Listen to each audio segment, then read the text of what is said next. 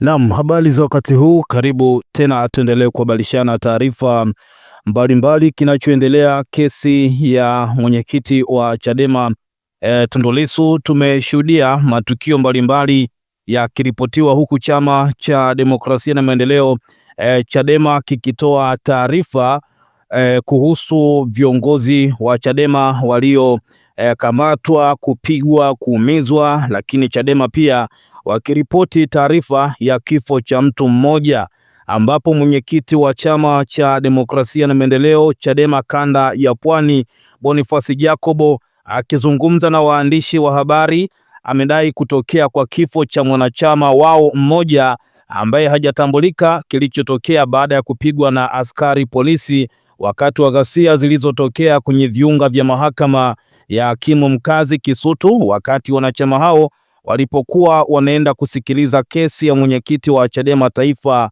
Tundu Lissu ambaye anashtakiwa kwa makosa ya uhaini pamoja na uchochezi. Nilikutolea hapa update kutoka mahakamani kwa kesi ya uchochezi ambayo itarudishwa tena mahakamani tarehe 28, lakini kwa kesi ya uhaini ambayo imehailishwa mpaka mwezi Mei bado hatujakuletea update, lakini ni kutokana na sababu zilizopo nje ya uwezo wetu, lakini tunakuahidi ya kwamba tutakuletea update hapa kuhusu kesi ya uhaini. Moja kwa moja na hiki ambacho amekiandika Godbless Lema kupitia mitandao mbalimbali ya kijamii. Ukiangalia katika mtandao wa X zamani Twitter, Godbless Lema amechapisha taarifa ya kwamba kuna taarifa ambazo amezipata ya kwamba anatakiwa kuuawa. Kwanza leo Godbless Lema alichapisha taarifa nyingi sana tangu asubuhi na mapema. Kwa wale ambao wanafuatilia, Godbless Lema amekuwa ni mtu ambaye akitoa update, lakini pia ndiye mtu wa kwanza kutoa taarifa ya kwamba kesi ya Tundu Lissu itasikilizwa kwa njia ya mtandao. Lakini kuhusiana na taarifa ya mwanachadema aliyepoteza maisha, kabla tujaangalia hii taarifa ya kwamba amepokea taarifa ya kwamba anatakiwa kuuawa, Godbless Lema alituma ujumbe kwa Rais wa Jamhuri ya Muungano wa Tanzania. Kwanza aliposti video gari ya polisi hapa na picha ya Rais Daktari Samia Suluhu Hassan, halafu akaandika: Mheshimiwa Rais, na kusalimu, tumetoka Mwananyamala Hospital. Majeruhi rafiki zetu na viongozi wetu ambao tumewakuta wako 9 waliokamatwa leo mahakamani, lakini yuko mtu mmoja tumeambiwa alipigwa sana na tunaambiwa amekufa. Tumefika mochwari tukakuta polisi wanataka kushusha maiti, tulikaa pembeni ili wamalize kazi yao. Badala ya mwili kushushwa ili tuweze kuitambua hiyo maiti, badala yake gari ya polisi ilikimbia na kuondoka na mwili wa marehemu, wakati tulikuta marehemu alikuwa amekwisha andikishwa kuingia mochwari. Nimesema nikupe taarifa na pia nikutakie kazi njema sana, na Mungu akulinde wewe na familia yako, damu itanena. Hiki ndicho ambacho alikuwa amekiandika Godbless Lema akituma taarifa kwa Rais Samia Suluhu Hassan ya kwamba ameona ampe taarifa na pia kumtakia kazi njema. Mungu akulinde wewe na familia yako, lakini akamalizia kuandika damu itanena. Watu wengi wakatoa maoni yao hapa. Huyu wa kwanza akasema kwamba kaka Godbless Lema, Mungu yupi huyo unayemuomba amlinde Samia Suluhu Hassan na familia yake? Mtu mmoja amekufa leo, watu wengi wameumizwa, bado unamuombea Samia awe na kazi njema, hata kama ni sarcastic remarks.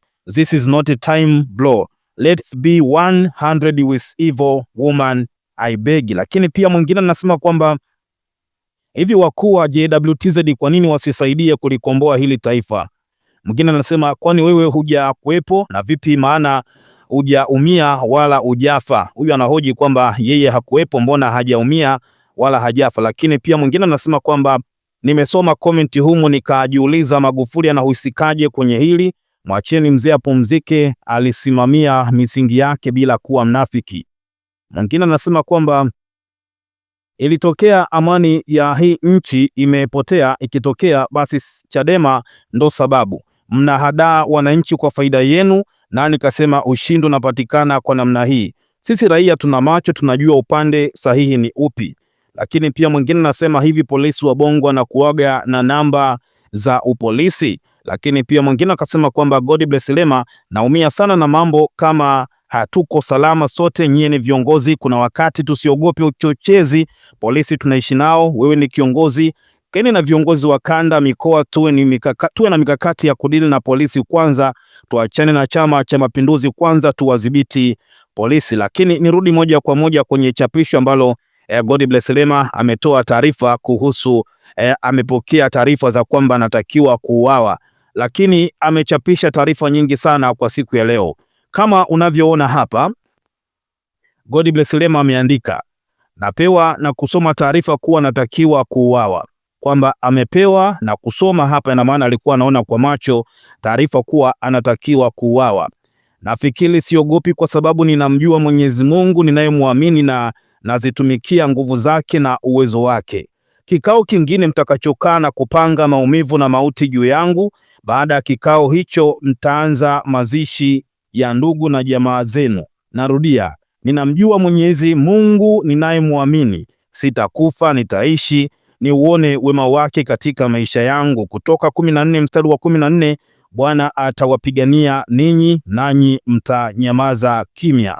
Hiki ndicho alichokiandika God bless Lema, lakini pia wengi pia wametoa hapa maoni yao. Huyu wa kwanza anasema kwamba God bless Lema kwamba madaraka ni matamu kiasi hiki, lakini pia mwingine anasema God bless Lema,